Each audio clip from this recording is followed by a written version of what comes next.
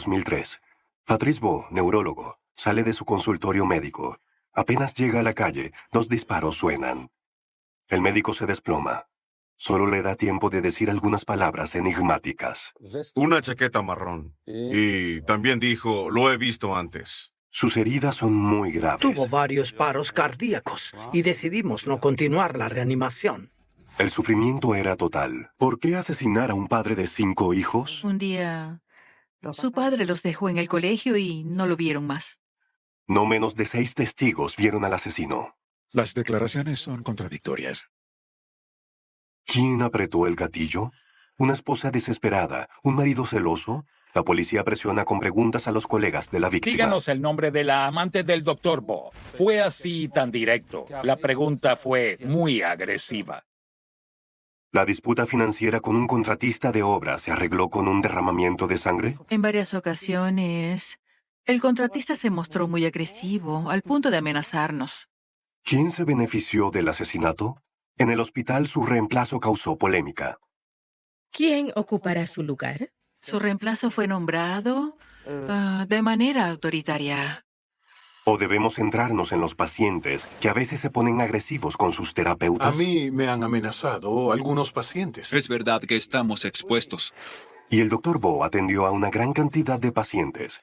Miles de nombres, miles de pistas, miles de páginas de archivos. El asesino está en el archivo. Está ahí, está escondido en alguna de esas líneas. Se retoma la investigación de una vida dedicada a la medicina, que muchos años después aún puede ser resuelta.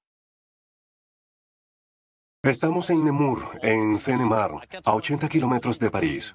Una pequeña y tranquila ciudad de 13.000 habitantes situada en el Valle del Loing.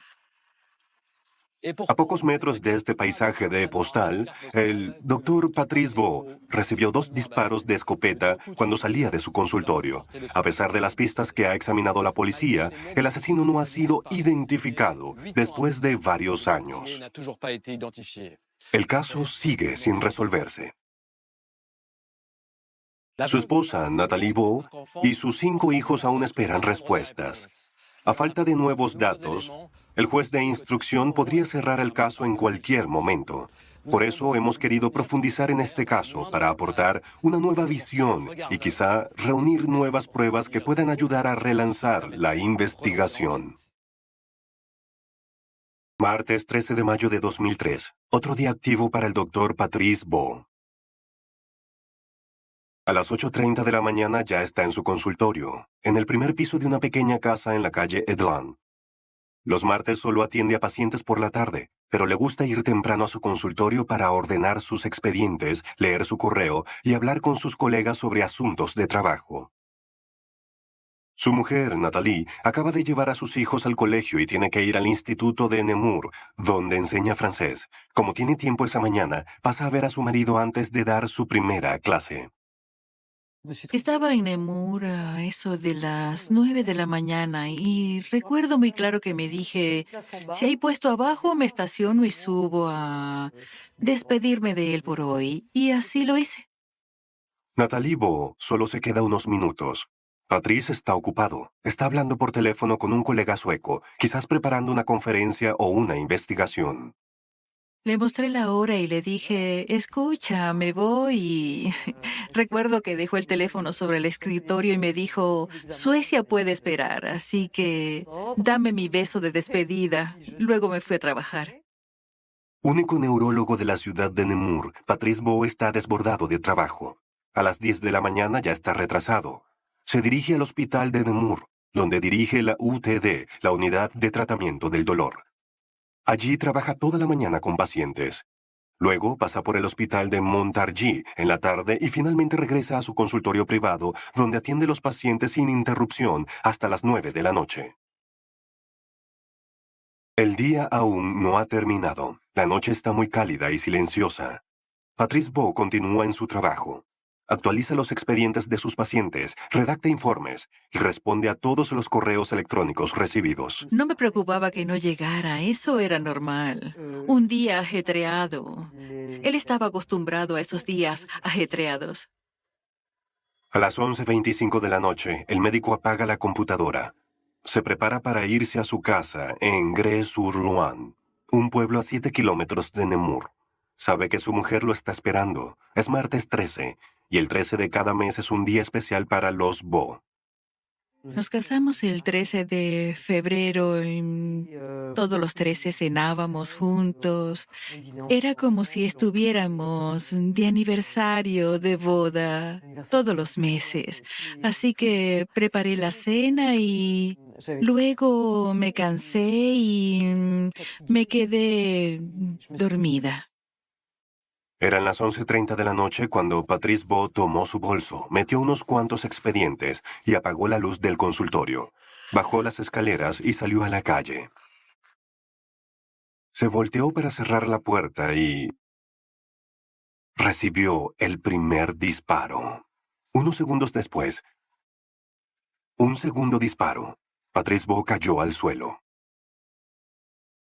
Intrigados por los disparos, los vecinos de la calle Edlan se asoman y ven un cuerpo en la acera. Llamaron a los bomberos, que acudieron de inmediato al lugar de los hechos. Eran las 11:45 de la noche. En ese entonces, el doctor Jean Dolot era jefe de anestesia del hospital de Nemur y médico de los bomberos. Cuando llegó al lugar de los hechos, Patrice Bo aún estaba consciente. Cuando lo asistimos, notamos que estaba muy grave. Estaba muy agitado. Su cara expresaba ese dolor que tenía. Este dolor se expresaba también en su manera de hablar, en sus palabras, porque decía que tenía mucho dolor, que no sentía las piernas, que le costaba moverlas. También estaba muy preocupado por sus seres queridos, por su familia. La calle Edlan está muy oscura. El doctor Dolot no tiene luz suficiente para hacerle un chequeo a Patrice Bo y lo suben a la ambulancia. El médico trata de averiguar qué ocurrió. Quizás por la grave situación, Patrice Bo no sobreviva. Le pregunté 2 veces si podía decirnos quién le había disparado. A medida que pasaba el tiempo, ya no estaba en buen estado psicológico como para responder a esa pregunta. Estaba quejándose mucho por los dolores. Le dolían sus miembros inferiores. Hablaba de su familia, pero no existía un diálogo con respuestas conscientes. Jean Dolot lo durmió para aliviarle el dolor. Después llamó al hospital de Nemur y les informó de la situación. Había que operar a Patrice Bo lo antes posible.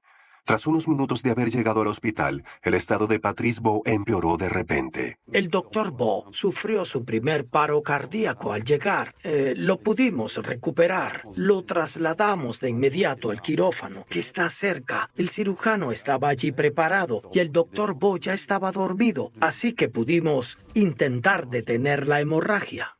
A eso de la 1:45 de la madrugada, el perro ladró y me di cuenta de que me había quedado dormida y de que Patrice no había llegado. Nathalie Bo se levanta y ve a 2 policías que llegan a su casa. Ella los hace entrar. Le dicen que a Patrice lo agredieron al salir de su consultorio y que se encuentra en el hospital de Nemur. Cuando dicen que lo agredieron, no pensé que la situación fuera tan grave. Así que llamé al hospital de Nemur. En ese momento me di cuenta de que había mucha incertidumbre. Me hablaron de un posible traslado en helicóptero y les dije que iba para allá. En el quirófano, el equipo que rodea al cirujano analizó las heridas de Patrice. No podían hacer nada. Varios órganos vitales estaban dañados.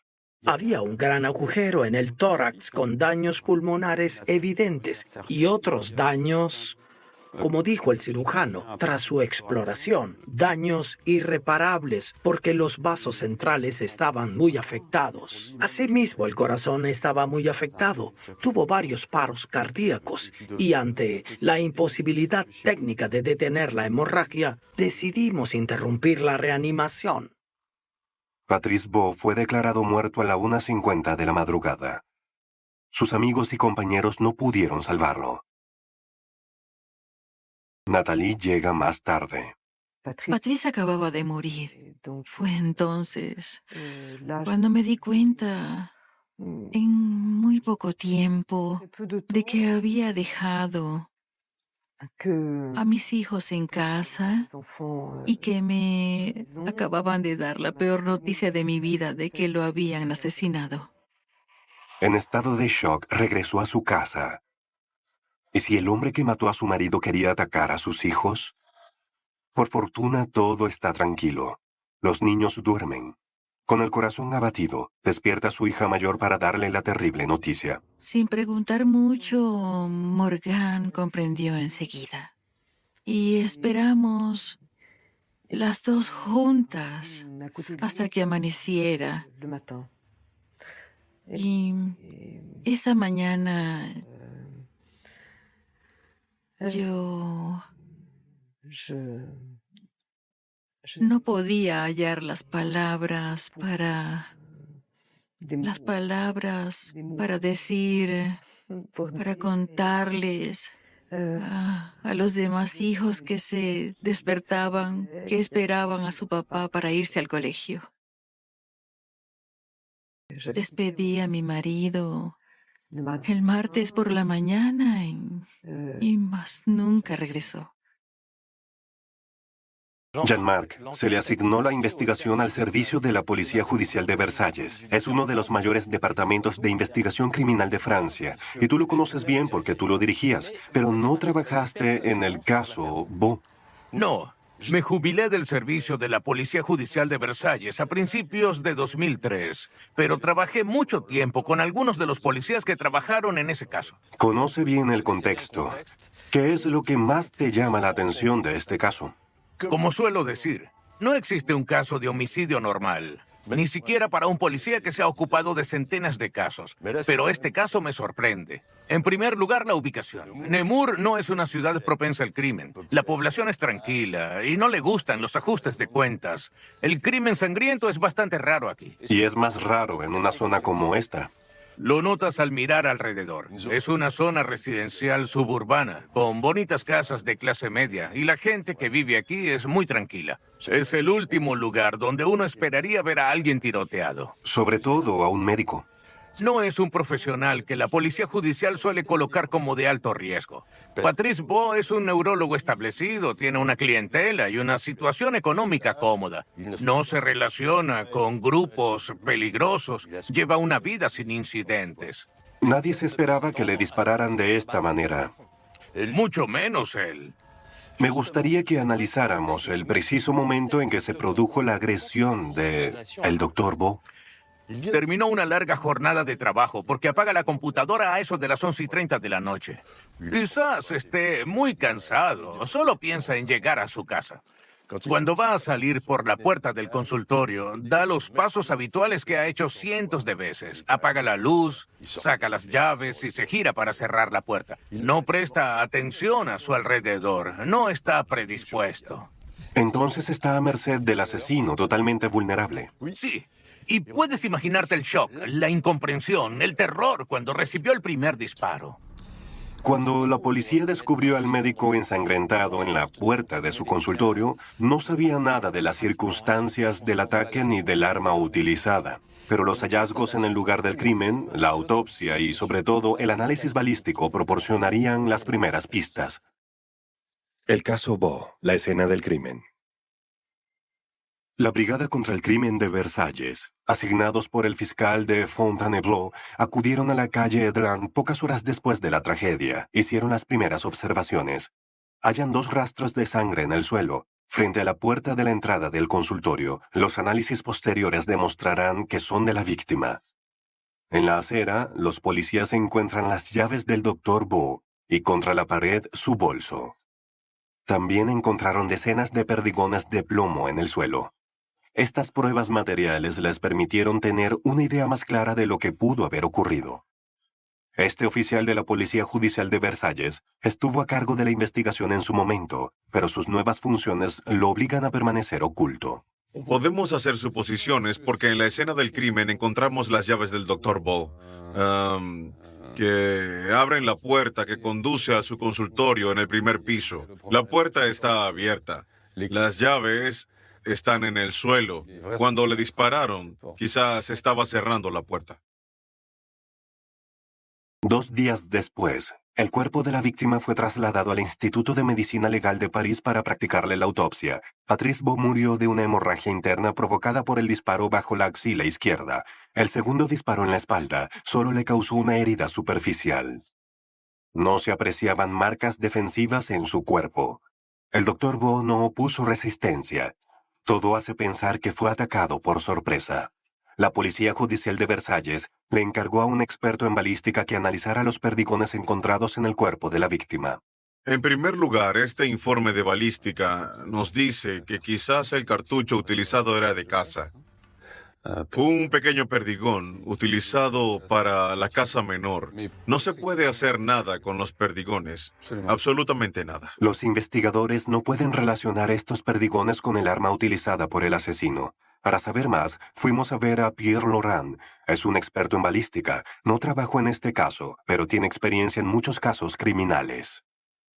Este es el tipo de cartucho utilizado. Está la malla de plomo, que tiene pequeños perdigones, luego la guata de fieltro, detrás de los pequeños perdigones y por último, el obturador de plástico.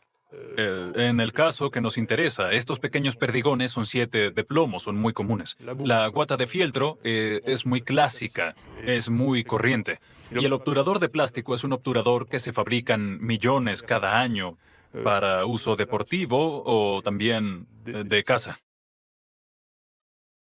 Existen millones de cartuchos idénticos a los utilizados por el asesino. Por lo tanto, es imposible saber dónde los obtuvo.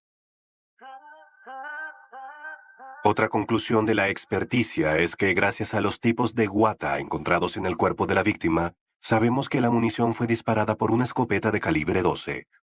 El uso de este tipo de arma es muy corriente para poder identificar al asesino. Es el calibre más común que existe, así que hay más de 10 millones de escopetas en Francia que podrían haber cometido este asesinato. A partir de los resultados de la autopsia y de la prueba de balística, Pierre Laurent explica cómo el asesino disparó contra el doctor Beau. Hay un orificio de entrada circular, lo que indica que los perdigones no tuvieron tiempo de dispersarse. No pasaron la primera etapa de dispersión. La carga de plomo se comportó como una sola bala. Eso indica que los 2 disparos fueron de corto alcance, a solo unas decenas de centímetros. Si el asesino hubiera disparado a varios metros de distancia, los perdigones se habrían dispersado. La víctima habría recibido varios impactos, pero de menor gravedad. Patrice Beau quizás no habría sucumbido a sus heridas. Los 2 disparos a quemarropa señalan que la intención del asesino era matar. ¿Cuál fue el orden de los disparos? Los expertos se niegan a comentar esta cuestión. Pierre Laurent, sin embargo, propone una hipótesis basada en los ángulos de los 2 disparos. Tenemos como hipótesis probable que el primer disparo fue el que impactó en el lado izquierdo, dejando toda la munición dentro del cuerpo. El segundo disparo impacta en el hombro derecho, que entra y sale por la parte inferior de la espalda, a la altura de la columna vertebral, en un ángulo vertical, y es cuando la víctima empezó a desplomarse. Estamos en la calle Edlan, el lugar donde asesinaron a Patrice Beau. En el primer piso tenía su consultorio médico y fue frente a esta puerta donde su agresor le disparó. A partir de los análisis y los resultados de la autopsia, es difícil tener una idea precisa de la secuencia criminal, pero sabemos con certeza que los cartuchos eran de calibre 12, lo que nos da una idea del arma utilizada. El calibre 12 es muy usado en las escopetas. La escopeta de doble cañón usa calibre 12, pero también la escopeta de bombeo que vemos en las películas de acción. Para saber las diferencias entre las 2 armas, me gustaría que me explique su mecanismo. Primero la escopeta y luego el fusil de caza. La principal diferencia, aparte de la forma, es el mecanismo y la manera de recargar. Claro, y el número de disparos consecutivos que se pueden hacer. Con una escopeta de bombeo como esta, se pueden efectuar hasta 8 disparos sin tener que recargar. Se acciona la bomba y se dispara. Se expulsa el cartucho y se recarga la escopeta. Puedes hacer un segundo disparo, luego un tercero, un cuarto, etc. Pero no se encontraron cartuchos vacíos en el lugar del crimen. Si el asesino utilizó una escopeta de bombeo, tuvo que recoger los cartuchos vacíos antes de abandonar el lugar del crimen. Es posible, pero poco probable. Segunda hipótesis, utilizó una escopeta de caza de doble cañón como esta. Funciona de forma muy diferente. Para cargarla hay que abrirla y romperla. A esto se le llama romper. Se le ponen los dos cartuchos, uno en cada cañón. Luego la cierras. Ya está lista para disparar. Pero solo se puede disparar 2 veces. Sí. Si quieres volver a disparar, tienes que volver a romper el arma, inclinar el cañón hacia atrás, retirar los cartuchos que se dispararon y volver a cargarla. Podemos sospechar que el asesino utilizó una escopeta de este tipo. Eso explicaría por qué solo hubo 2 disparos. El asesino disparó 2 veces sin recargar, y los 2 cartuchos vacíos se quedaron en la escopeta. Se marchó con la escopeta y los cartuchos. Está claro que los investigadores piensan que fue un cazador. Sí, pero en este tipo de pista se pierde mucho tiempo y energía. En Nemur hay muchos cazadores. Hay zonas boscosas por todo el pueblo. Estamos en una región de caza. Para avanzar en la investigación, también se pudiera averiguar el entorno del Dr. Bo y ver si sus pacientes son cazadores y tienen este tipo de arma. Los investigadores hicieron eso, pero fue en vano. Para poseer una escopeta de calibre 12 y municiones, se necesita una licencia y que los propietarios estén registrados. En 2003, sí, pero 10 años antes no era así. Se podían conseguir en cualquier armería sin ningún trámite. Hay muchas personas que tienen escopetas de calibre 12 en casa, en el fondo de un armario, encima de la chimenea o metidas en un cajón y tienen municiones. Es casi imposible hacerles un seguimiento a todos los que poseen municiones. En todo caso, el asesino no utilizó un arma ni munición profesional. No, fue una munición estándar. El perdigón de calibre 7 es pequeño y se utiliza para dispararles a conejos o a pájaros. Para dispararle a un hombre para matarlo, hay que dispararle a quemarropa. ¿Y si esta arma se encontrara durante el registro del domicilio de un sospechoso, podría incriminarlo? 8 años después, sería muy difícil decir que fue el arma que mató a Patrice Bo. Es un poco técnico, pero te lo explicaré. Los cartuchos de caza no son como las balas. Las armas de fuego que disparan balas tienen un cañón estriado en su interior. Cuando se dispara, la bala conserva el estriado característico de esa arma que se disparó. Es como una firma, pero el interior de una escopeta es liso. No deja marcas en los perdigones, por lo que no hay forma de saber qué arma concreta disparó un perdigón determinado. Por otro lado, se pueden comparar el percutor de un arma y la marca que deja en la vaina del cartucho. El problema es que no se encontraron casquillos en el lugar del crimen, y no creo que el autor haya guardado por 8 años los casquillos que lo pudieran incriminar. Esta información sobre el arma no nos conduce hasta el autor del crimen. Pero hay una cosa que sabemos con certeza. Los 2 disparos de calibre 12, como hemos oído, suenan muy fuertes. Sí, y a las 11 de la noche de un martes en una zona residencial como esta, se puede oír a cientos de metros de distancia. Como resultado, la policía pudo reunir testimonios de transeúntes y residentes locales. Estos testimonios dan una idea sobre el asesino, su determinación, sus acciones e incluso su descripción. El caso Bo, los testigos, el análisis de la escena del crimen y las experticias no arrojaron ninguna pista para identificar al asesino, pero la policía cuenta con una ventaja, los testigos presenciales en la calle Edland. Gracias a ellos se puede reconstruir el escenario del asesinato. Todo empezó a las 7:55 de la noche frente a la casa 16 de la calle Edland. Una mujer de limpieza declaró que antes de subir al consultorio de mi marido, había visto a un hombre que la asustó cuando lo vio y que pudo describir bastante bien. Este hombre estaba llamando con su celular en el piso de abajo. Como tenía miedo de la presencia del hombre y como estaba con su marido, dieron la vuelta a la cuadra. Cuando regresaron, ya el hombre había desaparecido. Esta señora que limpia fue la primera testigo de la noche. ¿El hombre que vio tiene algo que ver con el asesinato? ¿Es el asesino, un cómplice al acecho o un simple transeúnte? A las 11:20 de la noche, un hombre sale de casa de un amigo en la calle Edlan y busca su automóvil estacionado frente al consultorio del médico.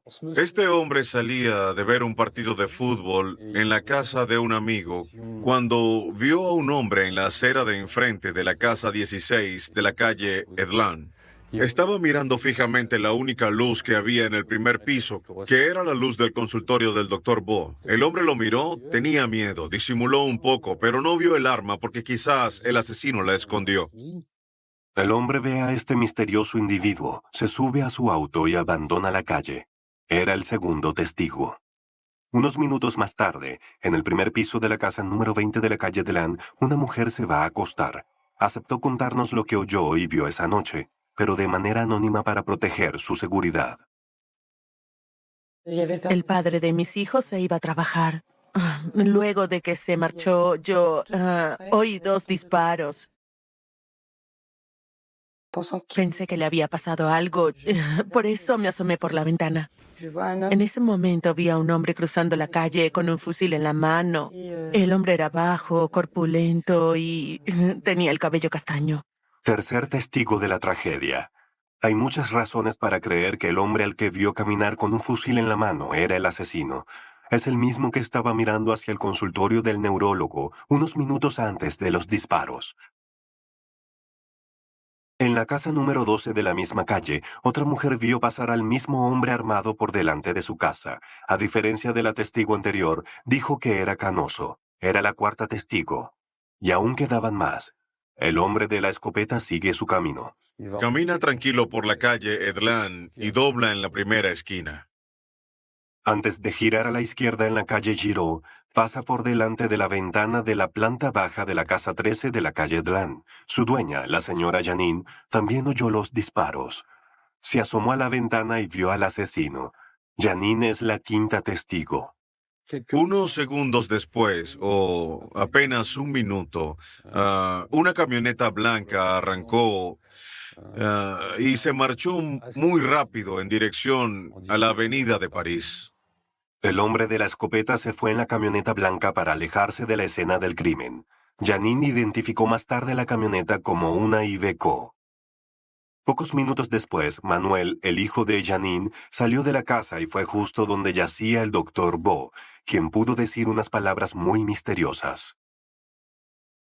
Este joven nos dijo que entendió que el Dr. Bo le dijo chaqueta marrón y también pudo decir más claro, ya lo he visto. Este joven que recoge las últimas confidencias del Dr. Bo es el sexto y último testigo. Gracias a los relatos de estos 6 testigos, sabemos algo más sobre el asesino. Pero el doctor Maître Collard, abogado de la familia Bo, señala la incoherencia de las descripciones. Por desgracia, los testimonios son contradictorios. Según la información proporcionada,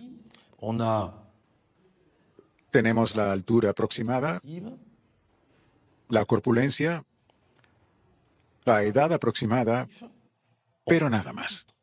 Tenía el cabello castaño, aunque un testigo vio en su casa que era un hombre canoso. Hay que estar claro y no es fácil en la noche. Tiene entre 45 y 55 años, de corpulencia fuerte, de 1,70 m, con pinta de ser del campo de Seine-Mar, según los testigos. Un hombre bastante rudo. Bueno, es del aspecto que da. En cuanto a su rostro, tiene la cara cuadrada, con rasgos pronunciados y ojos oscuros. En marzo de 2004, casi un año después de los hechos, los investigadores elaboraron un retrato robot del asesino. Para realizarlo, se basaron en el relato del testigo que salía de ver un partido de fútbol y que vio al asesino a las 11:20 de la noche, 10 minutos antes de la tragedia. Nathalie Bo cuestiona esta elección de la policía. Este testigo sintió miedo al ver a este hombre, así que no pudo mirarlo fijamente, se alejó. Por eso no puede tener un retrato aproximado. No elegimos a este testigo para hacer un retrato robot, pero era el mejor situado y el único capaz de hacer la descripción adecuada. No logramos, con la tecnología, Hacer un rostro reconocible. El retrato robot es el único elemento de la Policía Judicial de Versalles para resolver el caso de la muerte de Patrice Beau. Es difundido en la prensa regional, pero no logra su cometido. No tenemos nada. Tenemos solo un retrato robot, con todo lo que eso implica en términos de margen de error. Jean-Marc, con las pruebas recogidas por los investigadores de Versalles, podríamos reconstruir la secuencia criminal con mayor precisión. Primero, es un asesino decidido que espera tranquilo a su víctima. Los testigos hablan de un hombre que espera frente a la casa número 16 de la calle Dlan, mirando hacia la ventana. Lo tiene bien identificado. El objetivo era Patrice Beau, más nadie. Uno no espera tranquilo abajo del consultorio de un médico y luego se equivoca de cliente en el momento fatídico. Estamos ante un asesino que ha premeditado su acto y conoce bien su objetivo. No le preocupa si lo ven porque está en plena calle, a riesgo de ser reconocido más tarde. El asesino muestra una aptitud asombrosa. Esperó en la acera. Cuando vio al médico salir, cruzó la calle y le disparó a quemarropa, sobresaltando a todo el vecindario. Y en lugar de salir corriendo, se fue caminando muy tranquilo. La actitud del hombre fue el haber cumplido con su deber. Hizo lo que tenía que hacer. Cumplió. Está tranquilo y se va. Todos los testigos dieron una descripción física del asesino. Algunas descripciones son muy detalladas, pero no coinciden. Un testigo habló de cabello canoso, otro de cabello oscuro. La estatura y la edad también varían. ¿Cómo ordenar todos estos testimonios? Los testimonios de los testigos son importantes pero frágiles. El miedo o la emoción pueden nublar la percepción. Por ejemplo, una persona amenazante puede parecer más alta de lo que realmente es. Sus rasgos son más duros. Además, la calle no está bien iluminada en la noche. El cabello brillante puede parecer plateado con la luz. El cabello gris puede parecer negro en la oscuridad. Es mejor enfocarse en los detalles que concuerdan. En nuestro caso, un hombre de mediana edad, corpulento, que lleva una chaqueta oscura y mide entre 1,70 y 1,80 m. Por lo menos tenemos la medida precisa de la estatura. Janine, que vive en la casa número 13, lo vio pasar por delante de la ventana de su planta baja. Según ella, la cara del hombre estaba a la altura de la baranda. Podemos deducir que mide más o menos lo mismo que yo, 1,70 m. El retrato robot que se publicó en la prensa local y nacional no dio ningún resultado. Se publicó muy tarde, en marzo de 2004, casi un año después de los hechos. Y se basó en la declaración de un solo testigo. Pero 5 personas, quizás 6, vieron al asesino. Es cierto que un testigo entre 5 o 6 es un error. Hay otra pista interesante, la del vehículo en el que huyó el asesino. Si alguien vio a un hombre que estacionó una camioneta blanca en la calle Giraud el martes 13 de mayo de 2003, antes del asesinato, hay que informarlo. También si lo vieron después en la calle Nemur o sus alrededores, si es el caso, cualquier información puede ser de utilidad. Hablamos de 6 testigos presenciales, pero hay un séptimo, el propio Dr. Beau. Manuel, el hijo de Janine, que intentó ayudarlo, escuchó que decía, chaqueta marrón, ya lo he visto, ya lo he visto. Hoy en día sigue siendo un misterio. Estas palabras pueden interpretarse de varias maneras. Podría significar que Patrice Beau ya había visto a este hombre con chaqueta marrón que lo observaba o lo seguía. También hay que recordar que Patrice Beau era médico. Para un médico, ver a alguien también significa recibirlo como paciente. Todos hemos oído al médico decir, ¿cuándo fue la última vez que te vi? Entonces ya había visto a su asesino en consulta. Es solo una hipótesis entre muchas, claro. El análisis de la escena del crimen no ha revelado nada decisivo. No se tomó ninguna muestra de ADN a pesar de que el asesino duró tiempo en el lugar del crimen y todavía no se ha encontrado el arma. Quizás la clave del misterio esté en otro lugar, en la vida de la propia víctima. Después de vivir muchos años en París, Patrice Beau y su esposa Nathalie se mudaron a la región de Namur en 1995. Sus 5 hijos eran aún pequeños, querían criarlos lejos del bullicio de la capital. Compraron una casa en el pueblo de Aigre-sur-Loing. Muy apegado a su familia, el Dr. Beau es también un adicto al trabajo. Era un hombre que dormía muy poco, se levantaba muy temprano por la mañana y se acostaba muy tarde por la noche. Él estaba muy conectado con sus pacientes y se quejaba de que no tenía tiempo suficiente para trabajar. Neurólogo de formación, Patrice abrió su consultorio en la calle Edlan y trabaja en el hospital local. Fascinado por la lucha contra el dolor crónico, un campo poco explorado en Francia en aquella época, creó un nuevo departamento llamado UTD, Unidad de Tratamiento del Dolor, en el año 97.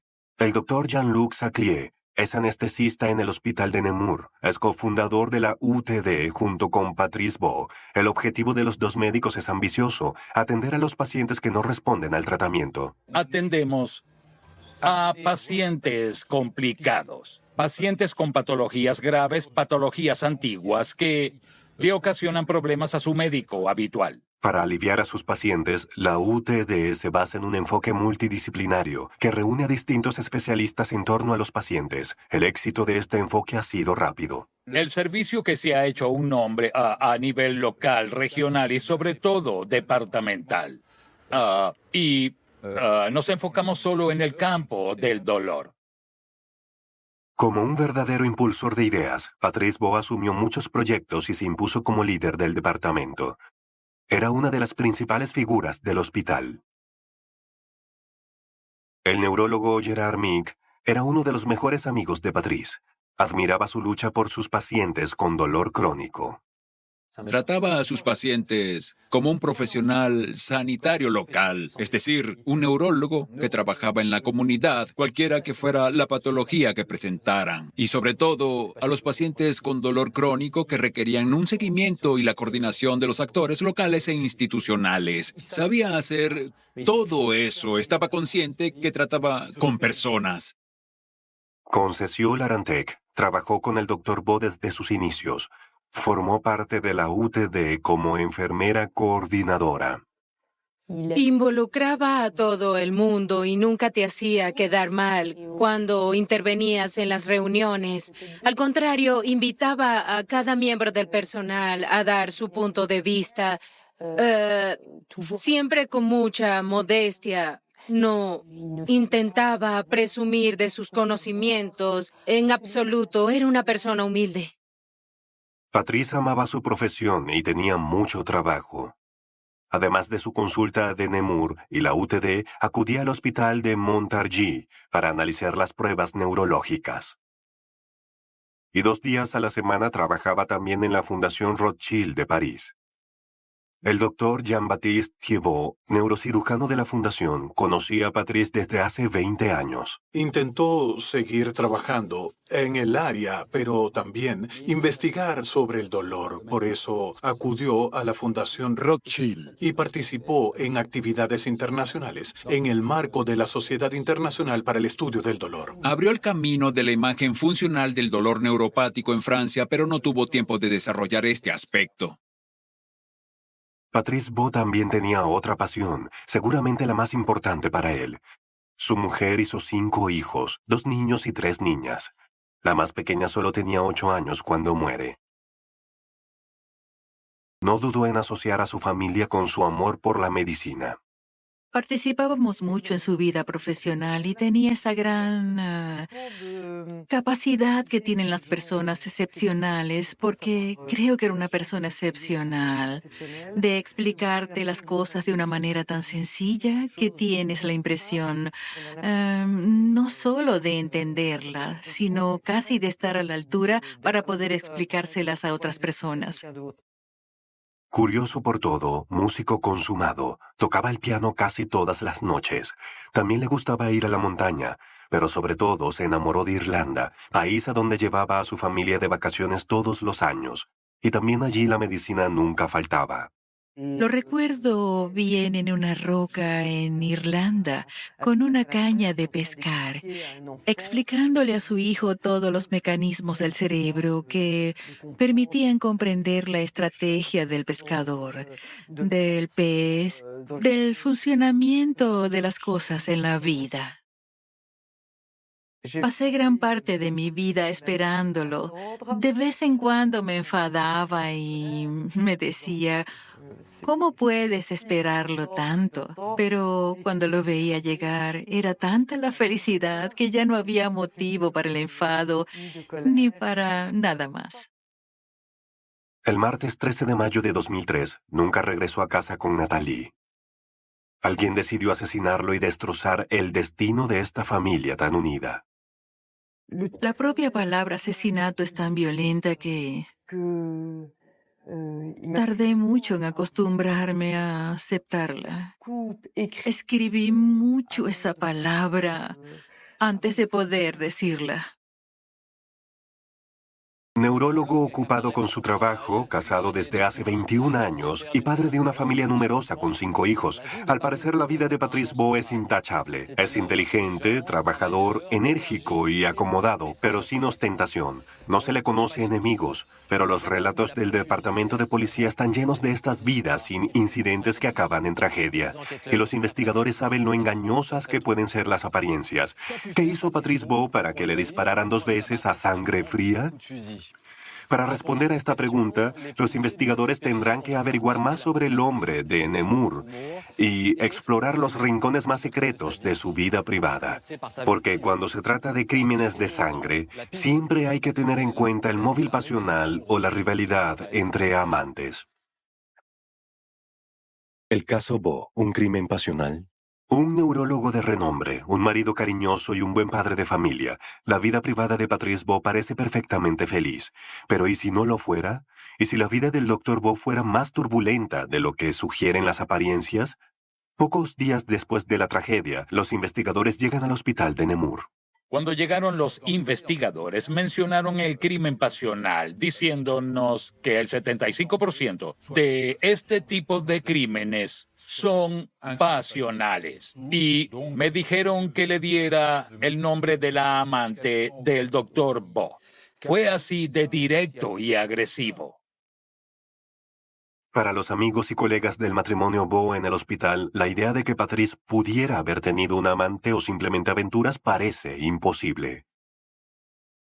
¿Tuvo Patrice Beau una aventura aquí o allá? No y no. Tenía una agenda muy apretada y siempre sabíamos dónde estaba, dónde localizarlo, y nos decía dónde estaba y cuánto tardaría en llegar. Me parece difícil encajar en su horario otra cosa que no sea el trabajo profesional. Doble vida para él. ¿Qué va a hacer con una doble vida? Tenía mucho que hacer. Estaba muy enamorado de su mujer y sus hijos. Tenía muchas ganas de agarrar y masticar todo lo que tenía en sus manos, que no necesitaba nada más. Y en una pequeña ciudad como Nemours, todo se sabe. Si el Dr. Beau hubiera tenido una aventura, habría sido difícil ocultarla. Sobre todo porque su mujer, Natalie, iba a su consultorio sin decírselo a su marido. Pudo haberlo sorprendido fácilmente. Patrice habría tenido problemas sabiendo que yo trabajaba con él en el despacho, que tenía la llave, que sacaba los expedientes y que llegaba sin avisar. El martes por la mañana ni siquiera pudo imaginar que yo iría para despedirme. A priori, los investigadores descartan esa hipótesis. Sin embargo, les llama la atención un hecho. El análisis del disco duro de la computadora del Dr. Beau en su consultorio reveló que había recibido correos ambiguos de una secretaria médica del hospital. Los investigadores descubrieron que esta mujer había ido al consultorio a las 6 de la tarde del 13 de mayo de 2003, día del asesinato, para que firmara unos papeles. Se quedó media hora y luego se fue. Estos correos privados y la visita al consultorio no podrían hacer que el marido de la secretaria médica se ponga celoso y quiera vengarse. Es posible. Los investigadores lo están comprobando. Nos llamó la atención el marido de la enfermera, que se quedó sorprendido cuando se enteró de esto. Se le registró su domicilio, se le interrogó y se le llevó ante el testigo que había hecho el retrato robot, que no le reconoció. El marido de la secretaria médica fue absuelto de toda culpa. Patrice Beau no fue víctima de un marido infeliz o celoso. La Policía Judicial de Versalles ha descartado la pista del crimen pasional. Jean-Marc, ¿debería considerarse siempre la posibilidad de un crimen pasional en un caso como este?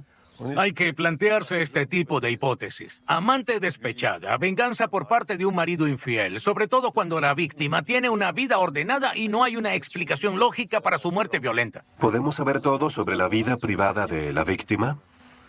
Nunca se puede saber todo sobre nadie. Siempre hay un elemento de misterio, aunque sea muy pequeño. Pero con los registros de las cuentas bancarias, los testimonios y las inspecciones telefónicas, en 48 horas sabemos más de la víctima que quienes la conocen desde hace 40 años. Para profundizar en la vida privada de una víctima, los investigadores les hacen preguntas delicadas a sus familiares y amigos. ¿Dónde queda la reputación y la memoria de la víctima? ¿Por qué se le interroga a los que están conmocionados? Eso requiere un mínimo de psicología. Ningún policía hace ese tipo de preguntas de la nada. Pero aún con la mejor voluntad del mundo, hay daños colaterales. Y en el caso Bo, inevitablemente los hubo. La investigación señala que no hubo crimen pasional, pero hay otras maneras de hacer enemigos, incluso enemigos mortales. Hubo un problema en la vida de Patrice Bo. Llevaba 4 años realizando importantes obras en su casa de Grès-sur-Loing, y su relación con el contratista generó un descontento. El caso Bo, un contratista agresivo. En otoño de 1999, Nathalie y Patrice Bo decidieron ampliar su casa de Grès-sur-Loing. Eligieron para las obras a un contratista local llamado Monsieur Passy. Pero llegó la famosa tormenta de finales del 99 y empezaron los problemas. Los huecos para las fundaciones se hicieron un día antes de que llegara la tormenta. Eso hizo que las obras para ampliar la casa se retrasaran y se alargaran. Los Bo y sus 5 hijos no tenían dónde vivir mientras duraran las obras. Patrice amenazó con suspender los pagos si las obras no avanzan rápidamente. En varias ocasiones el contratista se mostró extremadamente agresivo, incluso amenazador, diciendo que nuestras exigencias eran demasiado elevadas. Además, de vez en cuando nos enviaba un obrero. Nunca venía él mismo. En resumen, las obras no se finalizaban nunca. Patrice Bo no puede más. Ha durado demasiado. Suspende sus pagos hasta que la obra esté terminada. Fue a principios de 2003, 5 meses antes de la tragedia. El contratista se enojó y le quitó la reja de protección del jardín, a pesar de que yo tenía a los niños pequeños en ese momento. La situación empeoró. Se designa una empresa mediadora. Se llegó a un acuerdo de conciliación. Se recurre a una empresa de cobro. Se resolvió el litigio. Se le paga al contratista. A pesar de este acuerdo, el contratista sigue incumpliendo como siempre. A pesar de este acuerdo, el contratista siguió siendo agresivo y enviándole cartas amenazadoras a Patrice, teniendo en cuenta lo que le ocurrió a Patrice. Obviamente, eso lo convirtió en sospechoso. Alertada por Nathalie Bo a principios de 2004, la policía quiso saber sobre este litigio financiero y sobre Monsieur Passy. Pero para su sorpresa, el 3 de noviembre de 2006, en un bosque cercano a Nemur, el contratista se suicidó disparándose en la cabeza con una bala Magnum 357. El hombre tenía al menos un arma de fuego. ¿Por qué se suicidó? ¿Sentía remordimiento por haber matado a Patrice? Parece que no. El contratista dejó una carta a su familia explicando sus motivos. No hizo ninguna referencia al Dr. Bo. Sin embargo, la Policía Judicial de Versalles sigue esta pista. ¿Por qué no seguir esta pista en lugar de otra? Todo se investiga. En un caso criminal como este, se investiga hasta las condiciones de suicidio, las cartas de negocios que pudo haber dejado a todos los miembros de su familia, su contenido y los contactos establecidos con la guardia que también investigaba este suicidio. Pero el jefe de investigación en aquel momento Aseguró que no había relación con la investigación, así que ahí lo tienen. La pista se cerró por sí sola. Monsieur Passy, el contratista, fue absuelto de toda implicación, aunque seguía siendo sospechoso. Las últimas palabras de Patrice Beau lo exculparon. No hubiera dicho, chaqueta marrón, ya lo he visto, sino más bien Monsieur Passy, un nombre que conocían muy bien. El caso de la disputa financiera también se cierra. Si la clave del enigma no está en la vida privada de Patrice Beau, puede que sí lo esté en su vida profesional. Pasa todo su tiempo entre su consultorio y los 2 hospitales donde trabaja, y su especialidad, la neurología, es muy delicada. Cuando Patrice Beau hace un diagnóstico, habla de enfermedades graves que afectan al sistema nervioso. Parkinson, Alzheimer, son nombres terribles que pueden llevar a un paciente frágil o a quienes le rodean a la desesperación y, por qué no, al odio mortal. El doctor Patrice Beau no es un médico más. Como neurólogo y especialista en dolor, trata a pacientes con patologías graves, algunos de ellos psicológicamente frágiles y muy peligrosos. Los especialistas del dolor que ejercen en los hospitales se enfrentan a un gran número de pacientes con trastornos de la personalidad y patologías psiquiátricas probadas. Algunos son tratados, otros no. A veces se enfrentan a problemas familiares muy complejos. A veces a problemas culturales complejos. Estamos expuestos. A mí me han amenazado algunos pacientes y, por desgracia, conozco colegas que los han agredido. Incluso sé de un paciente que mató a un colega. En julio de 2001, un paciente desequilibrado asesinó al oftalmólogo Pascal Barracot porque consideraba que su tratamiento no era el adecuado. Días después se pegó un tiro en la cabeza. Por desgracia, los actos de violencia cometidos por pacientes contra sus médicos son una realidad. Roland Coutanceau, jefe de psiquiatría del Hospital La Garenne-Colombe y criminólogo, explica las razones de estos actos aislados.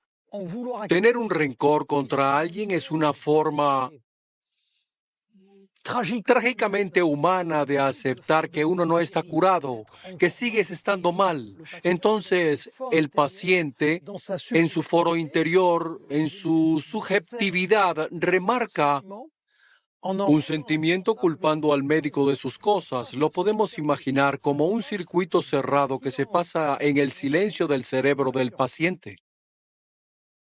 La policía se enfoca en la relación de Patrice Beau con sus pacientes. ¿Su trato con los pacientes pudo originar un odio hacia él hasta el punto de asesinarlo? Una cosa está clara, es un médico que llega tarde. Era un médico que siempre llegaba tarde, y digo bien tarde. Tenía cita con los pacientes y llegaba a sus consultas con 1 hora o 1 hora y media de retraso. A pesar de estos retrasos, Patrice Beau nunca le contó a sus colegas que haya tenido problemas con un paciente, mucho menos amenazas verbales o físicas. Nunca me habló de algún problema de relación con los pacientes, ni de que les tuviera miedo. Nada de lo que dijo o hizo podía interpretarse como una amenaza. Uno puede sentir miedo de un paciente sin decírselo a nadie. Quizás ese miedo no debía compartirse y estaba lidiando con él en ese momento. El 13 de mayo de 2003, día del asesinato, hubo un incidente con un paciente que no tuvo tiempo de contárselo a su familia. Los investigadores siguen esta pista. Muy temprano pasa a su consultorio y luego va al hospital de Nemours a las 10 de la mañana. Se produjo el primer incidente. Llegó al hospital con 1 hora de retraso, como de costumbre. Un hombre se cansó y perdió los estribos. Su mujer lo acompañaba, hizo una escena y luego se fue. Pudimos identificar a ese hombre en la mañana. No tuvo nada que ver con la muerte del Dr. Beau. Un paciente descontento nada más.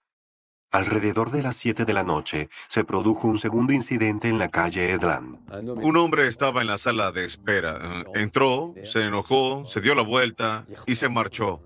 Este hombre no encaja con la descripción del hombre que fue visto a las 11:20 de la noche y que miraba hacia la ventana del consultorio. Puede ser que tenga algo que ver con el asesino.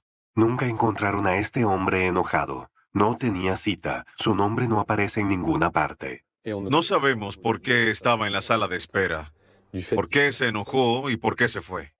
Nunca se supo quién era ese individuo ni por qué acudió al consultorio. La jornada del 13 de mayo no ofrece ninguna respuesta relevante. Hay que seguir buscando. El caso de una secretaria médica del hospital con un tumor incurable llamó la atención de los investigadores. Esta mujer confiaba mucho en Patrice y por desgracia la enfermedad venció a los tratamientos y parece que la familia en su dolor hizo comentarios sobre el personal médico. Esta paciente murió en octubre de 2002. Su marido culpó a Patrice Beau de su muerte. Una semana después del asesinato, la policía lo citó. El hombre admitió que hizo comentarios violentos sobre el neurólogo, pero dijo que no sabía dónde quedaba su consultorio. No posee armas y presentó una coartada sólida para la noche del 13 de mayo. Por lo tanto, queda libre de toda culpa. Las investigaciones del paciente asesino continúan. Hay que identificar a los pacientes desequilibrados que le pudieran tener rencor al médico. La tarea es titánica. El doctor Beau vio entre 2.500 y 3.000 personas. Mucha gente. No hay un orden administrativo que destaque. No anotaba todo sobre sus pacientes. Tomaba notas que no necesariamente podían ser interpretadas por una persona normal. Es información confidencial. Un experto puede analizar a estos pacientes y puede elaborar un perfil para alertar a los investigadores de que un individuo de este tipo es susceptible de cometer un acto por tal o cual motivo. Muchos pacientes fueron entrevistados en vano. Hasta la fecha, el experto designado aún tiene que analizar muchos expedientes médicos. A estos miles de expedientes se añaden las cajas de archivos personales encontradas por Nathalie Beau, donde puede estar la clave del misterio. Hay 44 cajas que conciernen a muchas personas. También es uno de los aspectos de la investigación sobre el paciente que aún queda por examinar, porque el experto empezó, pero está muy lejos de terminar. Entre sus consultas privadas y los 2 hospitales donde trabaja a tiempo parcial, incluido el centro hospitalario de Nemours, Patrice Beau atiende a casi 3.000 pacientes. ¿Podría uno de ellos ser su asesino? Por muy insignificantes que hayan parecido las pistas del crimen pasional y la del contratista, la del paciente es muy prometedora. La neurología no es solo un procedimiento médico. La mayoría de las veces se trata de patologías graves, debilitantes y a veces mortales. La amenaza puede venir del paciente o de su entorno. Patrice Beau lo vivió en carne propia cuando lo culpaba el marido de una mujer que falleció. Es comprensible el resentimiento que pueda haber hacia un médico, pero cuesta creer que pueda llegar hasta el asesinato. Y sin embargo ocurre. Lo vimos con el ataque al oftalmólogo del Hospital Rothschild en 2001 y también lo vimos en febrero de 2011 con el gastroenterólogo del hospital Henri Mondor en Créteil, que fue atacado a punta de navaja. ¿Cree que el asesinato de Patrice Beau encaja en este patrón? Sí, quizás uno de sus pacientes, al que le había dado muy malas noticias, le guardara rencor personal hasta el punto de querer matarlo. Con sus 3 lugares de trabajo siempre tenía prisa, a menudo llegaba tarde. Pudo haber faltado a citas por atender a otros. Nunca se sabe cómo puede reaccionar un paciente con una enfermedad grave o las personas de su entorno. También está el paciente que se enojó en la sala de espera de su consultorio en la calle Edlan a las 7 de la noche del 13 de mayo, que nunca fue identificado. Si alguien sabe, puede aportar nuevos datos sobre este individuo. Aún está a tiempo de comunicarlo a los investigadores. Todas las pistas siguen abiertas y el caso aún no está cerrado. Incluso hoy, algunos familiares y antiguos colegas de Patrice Beau están convencidos de que hay que buscar al asesino entre los pacientes. Revisar con lupa casi 3.000 expedientes médicos no es tarea fácil. En Francia no se juega con el secreto médico. Los efectivos policiales no pueden presentarse con una comisión rogatoria y revisar ellos mismos los expedientes en busca de un sospechoso.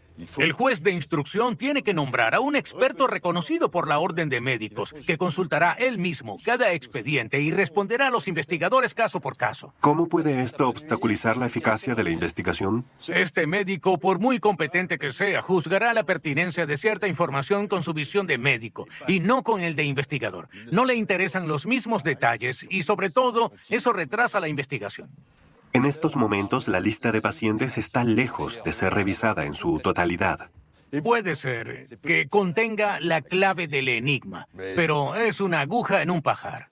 Para cotejar los datos extraídos de los expedientes del Dr. Bo con el resto de la información recopilada a lo largo de la investigación, el tribunal autorizó el uso de un programa informático de análisis criminal. Es un método que permite ver, por ejemplo, si hay un nombre o un número de teléfono de un paciente que no aparece en ninguna otra parte del procedimiento, pero por ahora no ha sido útil.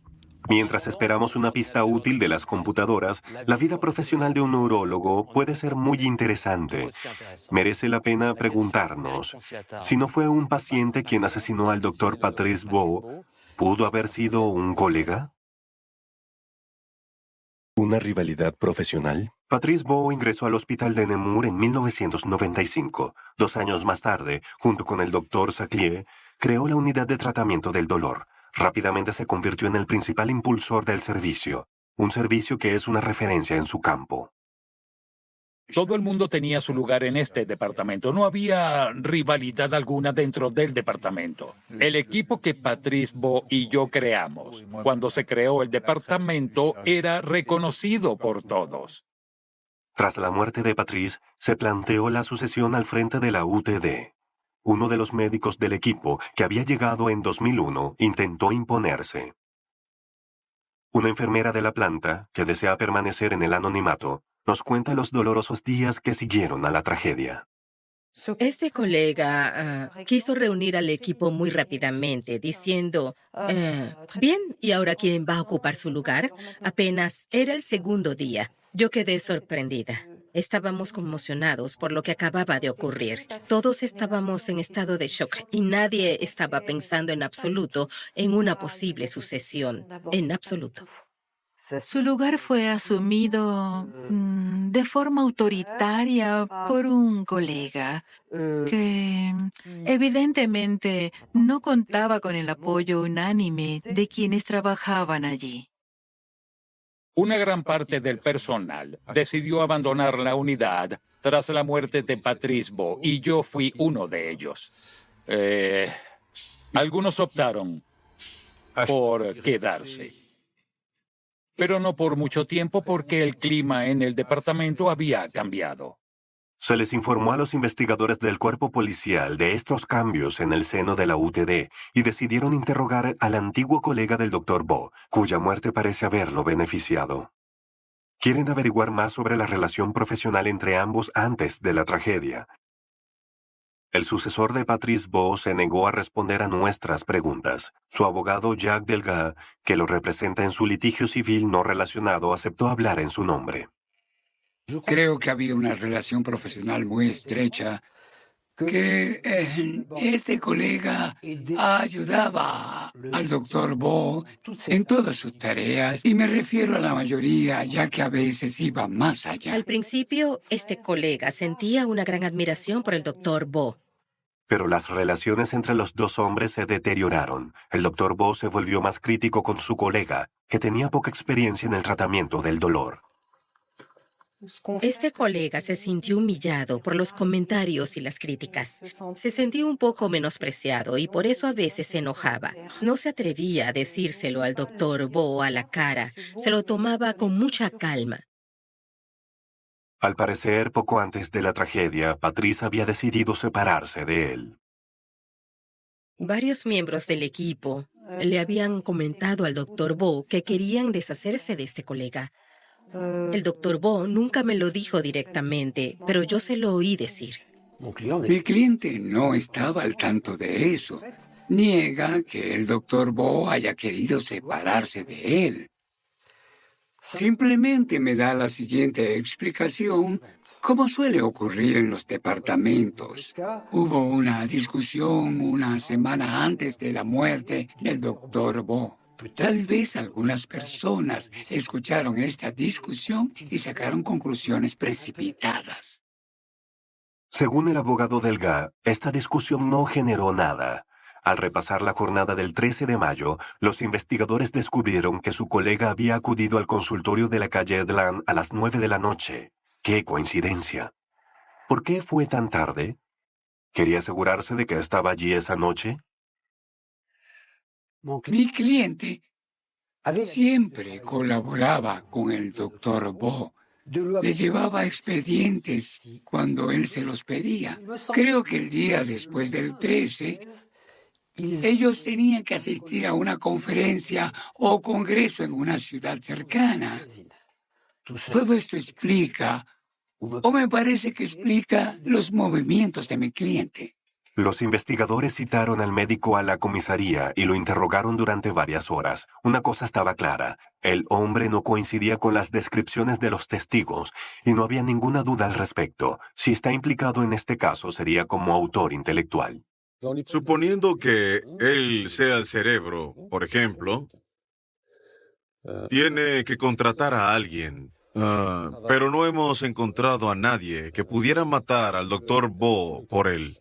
Estaba muy descontento por el hecho de que pudiera ser considerado, como suele ser el caso, como un sospechoso potencial por la policía. Para la Brigada contra el Crimen de Versalles, este médico no tenía nada que ver con la muerte de Patrice Bo. Fue torpe la forma como se eligió como sucesor de la UTD, pero hasta ahí.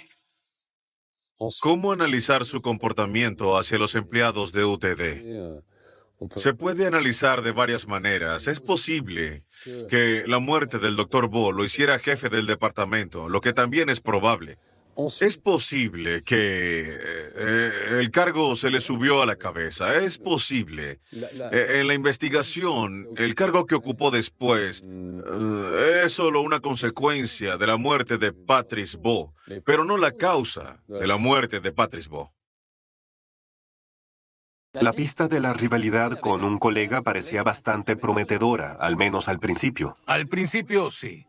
Ya ves que en el mundo de la medicina hay mucho en juego en la carrera, en el poder y, por tanto, en lo financiero. No nos hacemos ningún favor. Y la caída de un hombre puede ser el éxito de otro. Si solo respondiéramos la pregunta de quién se beneficia del crimen para resolver los casos criminales, tendríamos que disolver la policía judicial. No se puede establecer la culpabilidad a partir de un conjunto de presunciones. La única presunción conocida en el derecho francés es la presunción de inocencia. El trabajo de los investigadores es aportar pruebas sólidas a un tribunal. El colaborador del Dr. Bo ha sido absuelto de toda culpa. Por lo tanto, se ha descartado la posibilidad de rivalidad profesional. Sí, esa persona fue absuelta, pero eso no significa que debamos cerrar todas las pistas profesionales en este asunto. 3 años y medio después del crimen se produjo un nuevo acontecimiento. El 15 de diciembre de 2006, la Policía Judicial de Versalles recibió una carta anónima. El texto manuscrito rezaba: el caso del Dr. Bo, conocido patrocinador del servicio UTD de Nemours, insoportable. ¿Qué significa esto? UTD es una abreviatura utilizada por los médicos y el personal hospitalario para referirse a la unidad de tratamiento del dolor. Esto parece indicar que nuestro sospechoso podría llevar una bata blanca. El autor de la carta anónima querría perjudicar a un rival o superior acusándole de haber ordenado el asesinato. No es la primera vez que alguien se aprovecha de un caso sin resolver para saldar una cuenta personal. O tal vez sea un paciente que asiste a la unidad en cuestión y que también utiliza la abreviatura UTD. La carta y el sobre fueron sometidos a una búsqueda de ADN. Todavía la persona no ha sido identificada. La pista profesional también parece deshacerse. Pero justo cuando la investigación se empantanaba y el juez instructor parecía a punto de tirar la toalla, ocurrió algo inesperado. La mañana del 2 de octubre de 2009, un hombre se presenta en la sede de la Brigada contra el Crimen de París y declara: yo maté a un médico en Nemours. Un hombre se entrega a la policía. París, 2 de octubre de 2009, 8:45 de la mañana. Un hombre de unos 40 años, al que llamaremos Bachar, se presenta en la 36 de Quai des Orfèvres. Tiene una confesión sorprendente. El abogado William Juliet era el abogado de Bachar. Aceptó hablarnos de este sorprendente caso. Cuando llega a la recepción, dice que fue acusado de un crimen que cometió en 1995 contra un médico de la región de Nemur. Para aquel entonces, estaba detenido en la brigada contra el crimen. La verdad es que estaba borracho, inconsciente y un poco estresado. No estaba nada bien. La policía está desconcertada ante tal declaración. Un crimen cometido en 1995 a un médico en Nemur. A primera vista no les dice nada. Investigan y dan con el caso Bo. Con una gran incoherencia, el médico no fue asesinado en el 95, sino en 2003. Encarcelan a Bachar y contactan a la Policía Judicial de Versalles, que comprueba de inmediato la información. El hombre que acababa de entregarse vivía en Nemur y tenía muchos antecedentes penales. Tuvo varios problemas que lo llevaron a su detención, controles policiales y procedimientos judiciales. Obviamente era una persona que no había tenido una vida muy sencilla y esto se refleja en sus antecedentes penales, que no son muy graves, pero hablan de su historia. La policía también se enteró de que Bachar acudió por varios años al pabellón psiquiátrico del hospital de Nemur. Quizás ya conocía al doctor Bo. Los investigadores contactaron a su psiquiatra, que les explicó que Bachar era un paciente muy mitómano, inestable y propenso a una grave dependencia del alcohol. La Policía Judicial de Versalles quiso llegar hasta el fondo del asunto y lo llevó a declarar. El interrogatorio comenzó a las 10 de la noche del 2 de octubre de 2009. Bachar les contó que llegó a la estación de Lyon en París el 1 de octubre para celebrar. El día siguiente, 2 de octubre, lo citaron a comparecer ante el Tribunal Penal de París por un caso cometido en el metro en agosto de 2009. Dijo que estuvo en París toda la noche, de bar en bar, bebiendo mucha cerveza, y que luego bebió 6 o 7 whiskies, según su explicación, y que vagó por París toda la noche sabiendo que tenía que presentarse a esta audiencia. Después de esa noche de borrachera, se encuentra en un café frente al tribunal. No quería ir al tribunal, así que se le ocurrió la loca idea de ir a la policía y acusarse a sí mismo de un delito.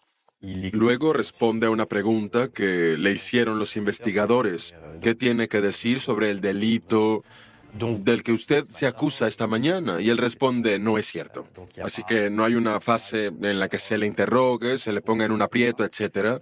Así que de inmediato se retractó de la confesión que hizo en la mañana. Bachar les explica a los investigadores lo que estaba pensando esa mañana. En su comparecencia de la mañana mencionó que el altercado y los actos de violencia cometidos en el metro unos meses antes los había cometido estando borracho, que había entendido así el caso y que como esa mañana estaba borracho, no tuvo el valor de comparecer borracho ante el tribunal, sabiendo que ya se le acusaba por un delito relacionado con la bebida y que, por lo tanto, tenía bastante vergüenza. Luego cuenta cómo se enteró del caso Bo. También en este caso la coincidencia es sorprendente. Se enteró de este crimen, según lo que dice, por los rumores que se decían en el momento de Nemur y fue convocado junto con otras personas a comparecer. Si mal no recuerdo, porque su celular fue rastreado en la zona donde se había cometido el crimen anteriormente. Como otros vecinos de Nemur, su celular se había registrado en la calle Edlan la noche del crimen. Fue interrogado para saber qué hacía esa noche. Sus explicaciones lo exoneraron de toda culpa. Para los policías de Versalles, Bachar no estaba implicado en el asesinato de Patrice Bo. Solo era un delincuente con problemas de alcohol y comportamiento. El doctor Coutanceau explica que su comportamiento puede analizarse muy bien desde un punto de vista psicológico. El crimen que nos atribuimos erróneamente tiene una función. La primera es creernos interesantes. Los criminales se creen interesantes, tratan de llamar la atención sobre sí mismos. En un caso secundario, en una lógica que pasa a un segundo plano, puede haber un aspecto utilitario. Aunque es irrelevante para la persona que escucha la historia, el sujeto escapa de un mundo que lo aburre, escapa de algo, escapa de otro mundo, escapa de otra situación. Es un aspecto táctico. A partir de su estado delirante ligado al alcohol, se produjo este tipo de reacción que uno llamaría reacción defensiva, que consistió en ir a entregarse a la policía judicial para tener que evitar comparecer ante los jueces. Es un caso bastante insólito. No escapamos de la incomprensión y el asombro de la historia de Bachar. Es insólito. Para evitar ir a juicio por una agresión en el metro, se emborracha como un loco y va directamente a la Policía Judicial de París para acusarse de asesinato premeditado. De verdad, esto no tiene lógica. Más allá de la confesión, hay 3 elementos que pueden apoyar la culpabilidad de Bachar. Utilizó su teléfono en la zona del asesinato a las 8 de la noche. Conoce ciertos detalles del asesinato y asiste al hospital de Nemur. Analicemos estos elementos uno por uno. A esa hora, muchas personas llamaban por teléfono en el centro de Nemur. No es muy convincente. Segundo, si conoce detalles sobre el caso, tampoco es incriminatorio. El asesinato llegó a los titulares. Todo el mundo se enteró y se sabe que no se ha resuelto. Por último, Bachar recibe tratamiento por problemas psiquiátricos. Ha estado bajo el cuidado del hospital de Nemur, pero no del Dr. Bo, que es neurólogo. Bachar tiene problemas psiquiátricos y le fue con esa historia a la policía judicial. También tiene antecedentes penales. Quizás lo utilizaron para matar a Patrice Bo. Es un delincuente común, un pobre borracho. No tiene la calma que tenía el asesino y, sobre todo, no se ajusta a la descripción que dieron los testigos. Bachar fue exculpado, pero es posible que el verdadero asesino se presente en una comisaría y confiese el asesinato para tranquilizar su conciencia. Las confesiones espontáneas son muy raras. A veces, bajo custodia policial, un inocente puede acusarse de asesinato bajo presión. Pero hoy en día, las confesiones ya no bastan. Lo que permite inculpar a un sospechoso son las pruebas materiales y los testigos. Una vez descartado Bachar, la investigación se paralizó. A pesar de 6 testigos presenciales y cientos de interrogatorios, no se encontraron pruebas materiales ni se inculpó a ningún sospechoso. En 2010, el juez de instrucción encargado del caso, el quinto en 7 años, trató de archivarlo. La viuda de Patrice Bo, Nathalie, decidió revisar todo el caso por su cuenta, página por página, y realizó un cotejo que podría volver a poner todo en su sitio. En el verano de 2010, Nathalie Bo se encerró en la casa para releer todo el expediente de la investigación del asesinato de su marido. Es un trabajo extenso, 9 volúmenes, más de 7.000 páginas. Mientras estudiaba los innumerables documentos, le vino a la mente un hecho en particular, un recuerdo que podría relanzar la investigación.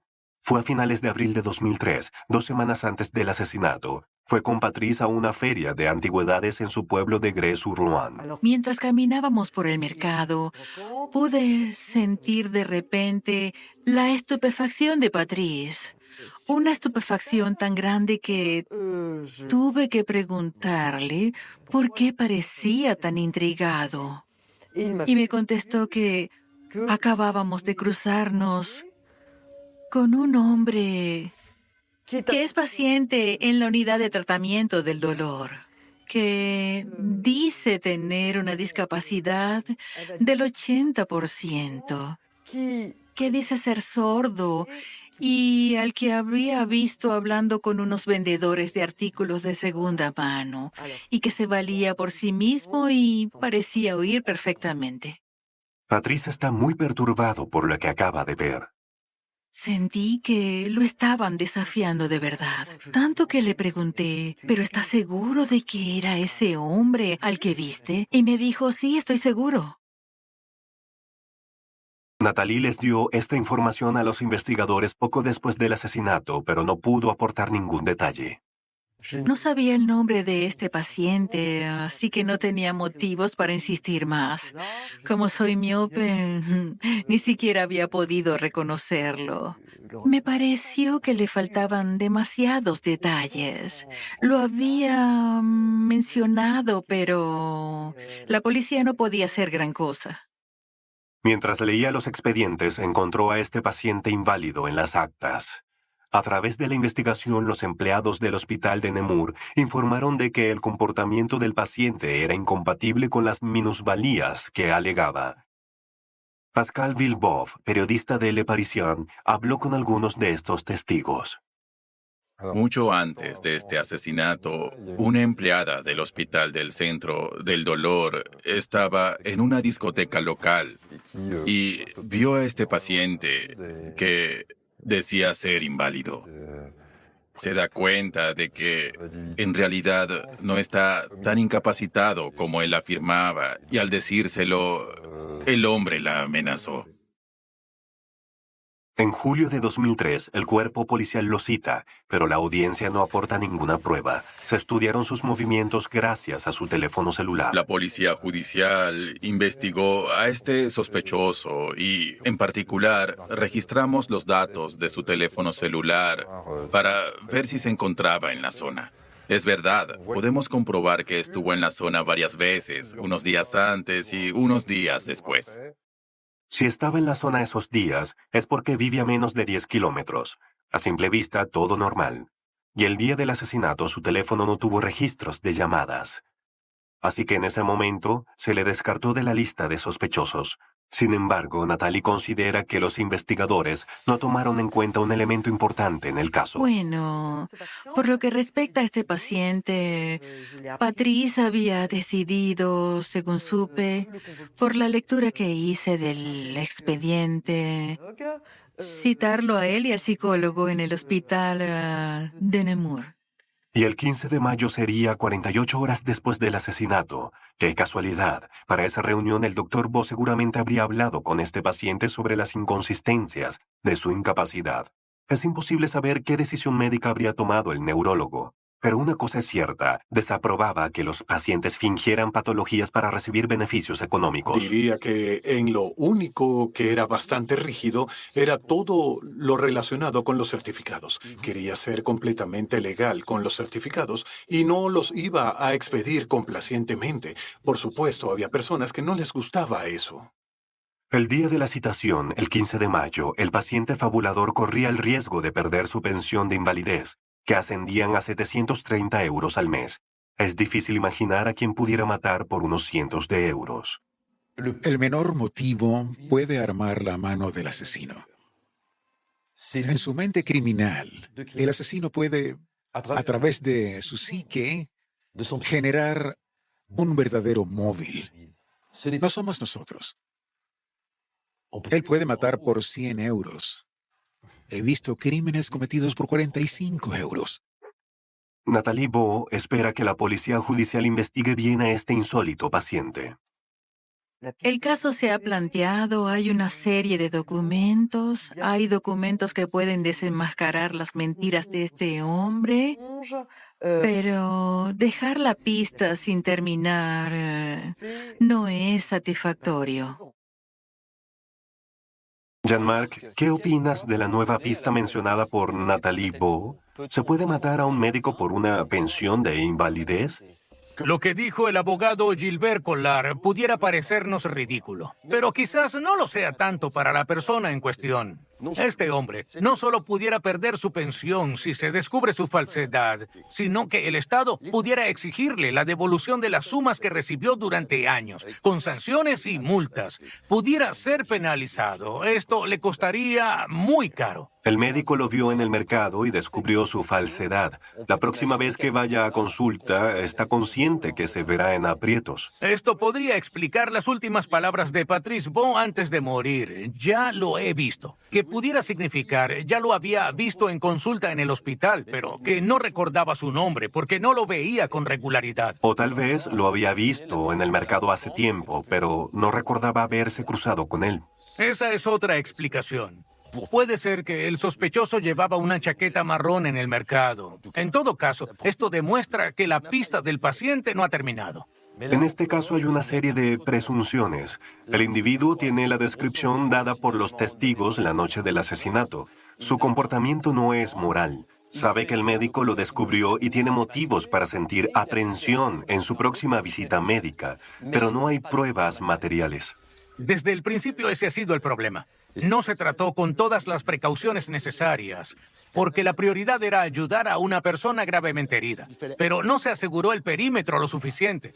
Y no se tomaron todas las muestras que suelen tomarse en estos casos. Ni ADN ni huellas dactilares. Tampoco había un arma homicida. Todo lo que tenemos son declaraciones de testigos. En la pista del paciente sospechoso, la única solución sería confrontarlo con los testigos presenciales que vieron al asesino en la calle Edlan la noche del 13 de mayo de 2003. Uno de ellos podría identificarlo. Identificarlo o disculparlo. Pero mientras quede un hilo, aunque sea minúsculo, hay que tirar de él, desenrollarlo y ver qué pasa.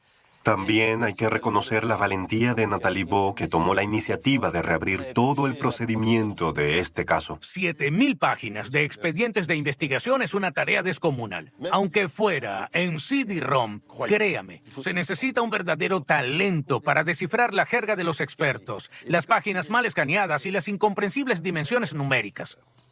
Nathalie Beau también estaba muy motivada.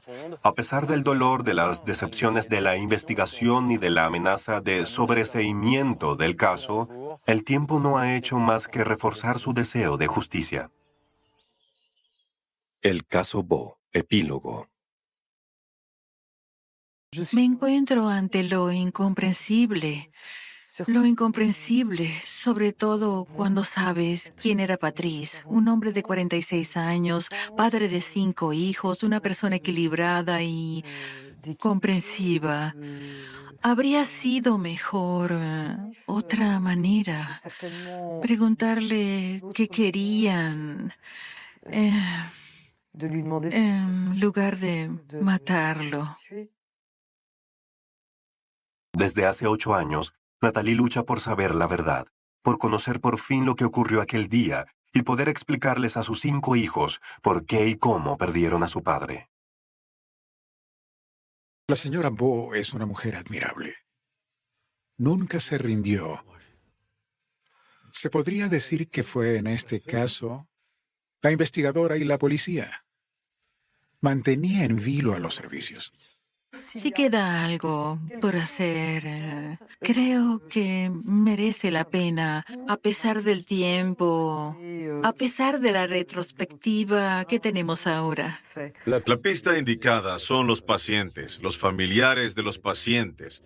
Estamos tratando con un médico, es lo que parece más, entre comillas, más lógico. Ahora bien, si la solución está en otra parte, tenemos problemas. El asesino está en el archivo. Está ahí. Está escondido en alguna de esas líneas. Está ahí. Quizás si la investigación se hubiese llevado a cabo de otra manera, lo habríamos encontrado. El trabajo que se ha hecho hasta ahora es colosal. Existe un procedimiento que ronda entre las 1.600 y 1.700 notificaciones de sanciones, así que no pueden decir que no se trabajó. Pero necesitas resolverlo. Y por el momento no hemos tenido éxito porque tuvimos cosas que parecían buenas, pero luego se vinieron abajo. Hubo cosas que pensábamos que eran importantes, pero resultaron ser insignificantes. Y tal vez con esta pista, Nathalie por fin pueda entender por qué un hombre decidió dispararle a Patrice el 13 de mayo de 2003 y destrozar a toda una familia. Hoy, por supuesto, nadie lo ha olvidado. Su recuerdo, su calidad humana y su dinamismo profesional acompañan cada día a sus amigos y colegas. Nunca tendré la elegancia de mi amigo Patrice, nunca. Pero quizás adquirí un poco de su fuerza. No la tomé, la aprendí de él. Quizá mucha gente también aprendió eso de él. Esa es la principal lección que aprendí de este hombre. El paso del tiempo nos ha alejado de este amigo. Ahora, lo que siento es cada vez más el desperdicio de haber interrumpido esta carrera, porque este amigo era también un motor extraordinario a nivel profesional. Tuve mucha suerte de conocerlo y tuve mucha suerte de trabajar con él y creo que con alguien de su calibre, profesionalmente hablando, puede que no vuelva a encontrarme. Parece muy absurdo. A él le tuvo que parecer absurdo. Muy...